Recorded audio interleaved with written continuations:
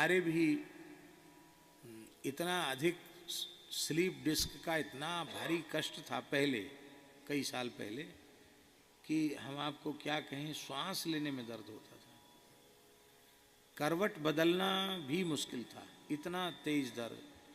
और उस परिस्थिति में हम सब जगह घूमते रहे, कथा करते रहे।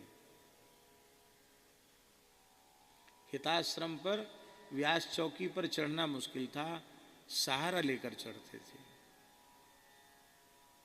मना किसी को नहीं कर, ना किसी को करने का अभ्यास नहीं।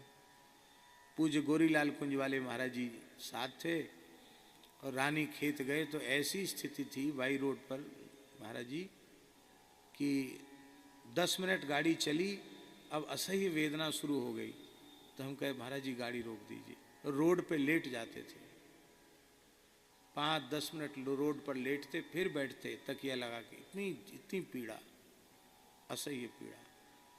बाद में तो फिर जब ज़्यादा ही हो गया तो फिर हिताश्रम की कथा के बाद फिर दिल्ली जाना पड़ा चिकित्सकों के यहाँ। तो कौन सा हॉस्पिटल है, अपोलो कहते हैं, अपोलो एक हॉस्पिटल है, वहाँ लोग हमको ले गए और दवाई ववाई तो कुछ नहीं दी। ले जाने वाले ने कहा तो बहुत पैसा ले लिया उसने, खाली देखने का। आश्चर्य, ऐसे लूट करने वाले लोग दिल्ली में बैठे हैं। दवाई तो कुछ दी नहीं, 2-3 मिनट बात की, उसके वो फीस तो पहले ही कट जाती है। खैर वो देने लेने वाले लोग तो दूसरे थे, तो उन्होंने ये सलाह दिया डॉक्टर ने, क्या ऑपरेशन करा लो, आप ठीक हो जाएगा। और ऑपरेशन का हमारा मन नहीं था। बोले आप सफल हो जाते हैं रीढ़ के ऑपरेशन, आप ऑपरेशन करा लो। फिर दूसरा उपाय, ठीक है ऑपरेशन नहीं चाहते तो फिजियोथेरेपी कराओ। तो एक बड़ा सेंटर था फिजियोथेरेपी का, वहाँ ले गए, पता तो हमें याद नहीं, कृष्ण गोपाल जी ही ले गए थे। तो वहाँ गए, फिजियोथेरेपी से कष्ट कम ना हुआ और अधिक बढ़ गया। भोग तो भोग होता है। एक मकान था, उसमें निवास था, वहाँ कोई गृहस्थ नहीं रहता था। कृष्ण गोपाल जी ने व्यवस्था की थी, नीचे मंजिल में पुराना मकान था, उसी को साफ करके। तो हम थे, 1-2-4 साधु थे साथ में, सीताराम दास जी त्यागी जी थे, राघवेंद्र दास जी थे। तो हम लेटे थे रात्रि को, और फिजियोथेरेपी से कष्ट बढ़ गया था। तो हमारे मन में दुख हुआ, हमारे मन में हुआ कि अरे क्या शरीर का भोग आया कि अब शरीर सेवा के योग्य नहीं रहा। न तो भगवत सेवा कर सकते, न संत सेवा कर सकते, न गौ की सेवा कर सकते, भगवत चर्चा भी नहीं कर सकते। और इतनी कम अवस्था में ऐसे हो गया कि हमको लघुशंका जाना तो कोई पकड़ के ले जाए। तो जिस शरीर से साधन न बने, सेवा न बने, उस शरीर का प्रयोजन क्या है। तो हमने आर्त भाव से भगवान से कहा कि हे प्रभु, महाराज जी अंतर्धान हो चुके थे। तो हमने कहा हे प्रभु, श्री गुरुदेव भगवान जहाँ विराज रहे हैं, आप कृपा करके उन्हीं की चरण सन्निधि में इस दास को भेज दें। अब जीने का कोई प्रयोजन नहीं है। हम ये बिल्कुल नहीं कहते हमारा रोग नष्ट हो जाए, लेकिन आप कृपा करें हमारा देह छूट जाए और हमको महाराज जी की सन्निधि मिल जाए। महाराज जी तो आपके पास हैं, हम महाराज जी के पास पहुंच जाएंगे।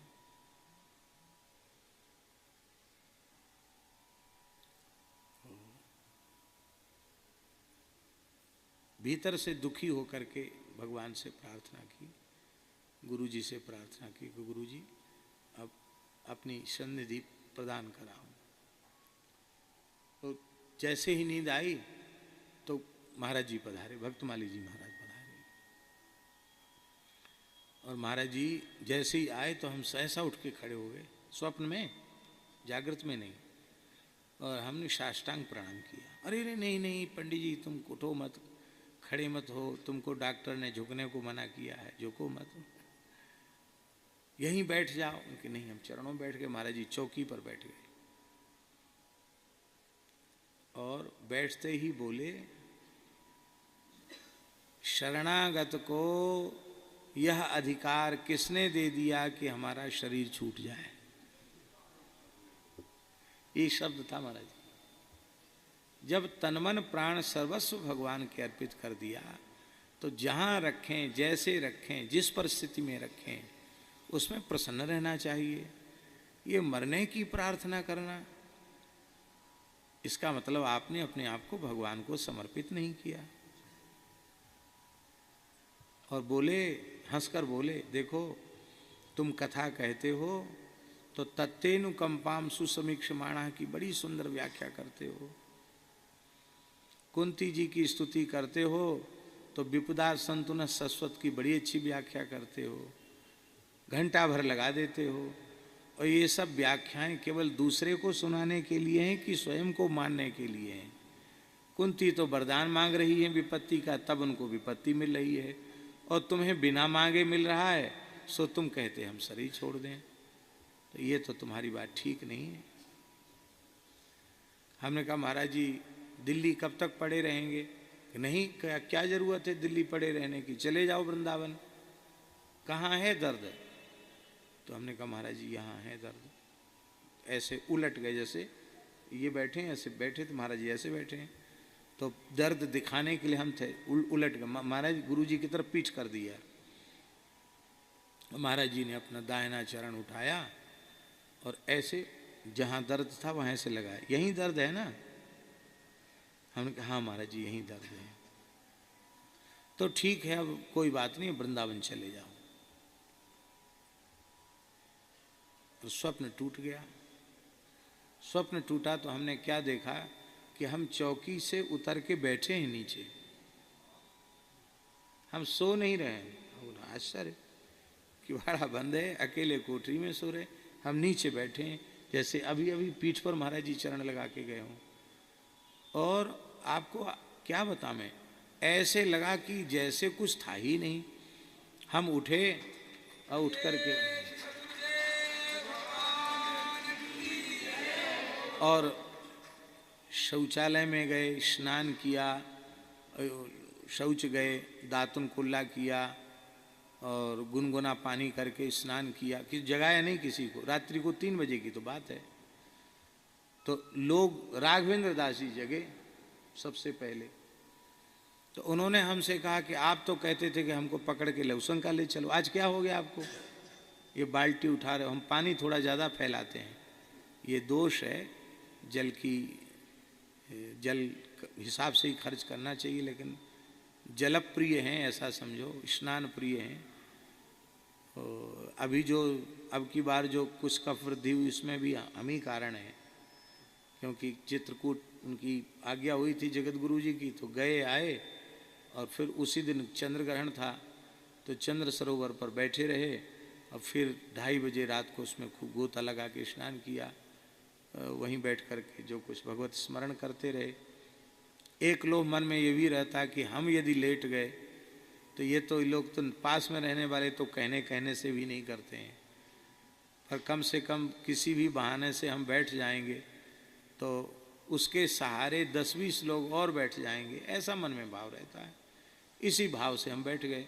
अब स्नान किया और उस ऐसी सर्दी बैठी कि बस वो फिर बैठते चलेगी, वो बिगड़ती चलेगी, विश्राम हुआ नहीं। ऐसा तो हमने उनको नहीं बताया, राघवेंद्र दास जी को नहीं बताया कि ऐसा स्वप्न हुआ। हमने कहा नहीं, आज हमें बहुत आराम है, लगता है कि अब ज़्यादा कुछ कष्ट नहीं है और हम तो जाएंगे, वृंदावन जाएंगे। दूसरे दिन वृंदावन आ गए। बाद में फिर पथमेड़ा में चिकित्सा हुई, लेकिन वो जो भयंकर पीड़ा थी, सूजन थी, कष्ट थी, वो चला गया। तो कहने का आशय ये है कि गोस्वामी जी कहते हैं, जय जय जय हनुमान गुसाई, कृपा करो गुरुदेव की नाई।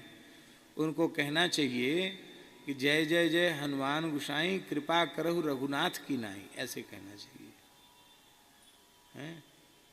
पर राम जी के जैसी कृपा नहीं, हनुमान जी से कहते जय जय जय हनुमान गुसाई, कृपा करो गुरुदेव की नाई।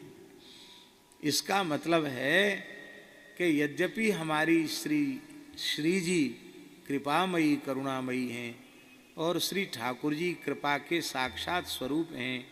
विनय पत्रिका में गोस्वामी जी ने कहा प्रभु मूर्ति कृपामयी है, भगवान का स्वरूप ही कृपामय है। लेकिन हमको लगता है कि सद्गुरु भगवान की जो कृपा है वो युगल की कृपा से भी कुछ आगे बढ़कर कृपा है।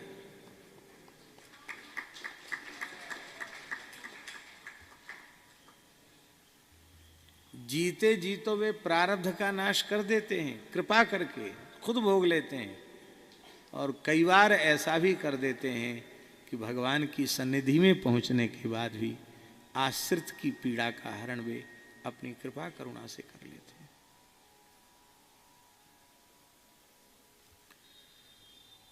लाख करोड़ जन्म में भी सदगुरु की कृपा से हम लोग ऋणी पूर्ण हो नहीं सकते। पूर्ण होने की सोचना ही अपराध है। हम सदा सर्वदा कर्जदार हैं पूज्य बाबा के।